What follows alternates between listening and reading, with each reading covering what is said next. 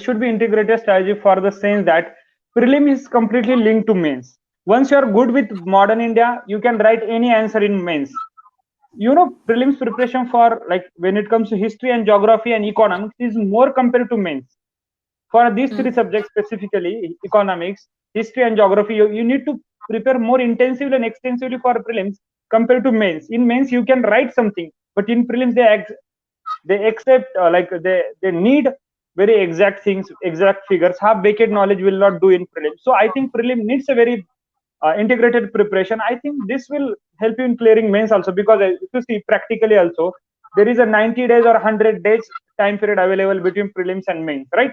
Even for first 30-40 days goes into the waiting for result. We have made some mistakes and all that. It consumes a lot. So hardly we prepare for 70 days. Is it really possible to cover UPSC syllabus in 70 days, including your optional?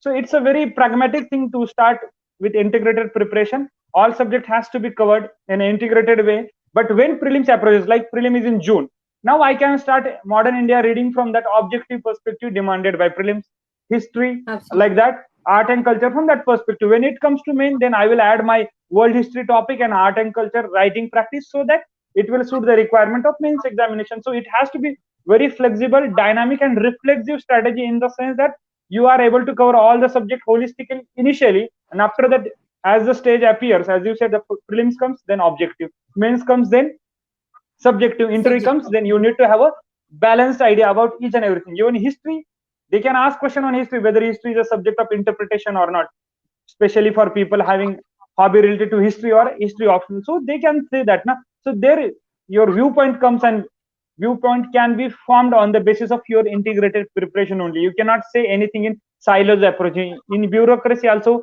silo mentality will not do. Now as you can see that it has to be very integrated, as ma'am say. And in sociology, people used to say it is called as anticipatory socialization. People in sociology, they will understand. As you want to become a bureaucrat, what are the qualities of a bureaucrat?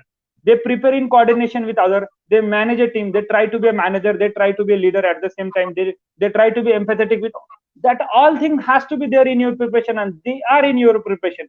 So many people, even all the time, we sometimes criticize UPSC for a bad paper in prelims or mains. But despite that, I feel that it's a very beautiful patchwork, like our Indian constitution. Syllabus itself is a very diverse and heterogeneous, that it makes you an officer. All the qualities are inculcated during this preparation itself. But you just need to have that perspective or lens, I will say, to wear on. Thank you. Absolutely right. Absolutely right. I would totally agree to this, Nivruti. And there are so many questions coming in, Nivruti. There are some questions who want to understand that how many years current affairs one should study for UPSC exam, because I there's a lot of there I told you, na. I told confusion over this. everyone.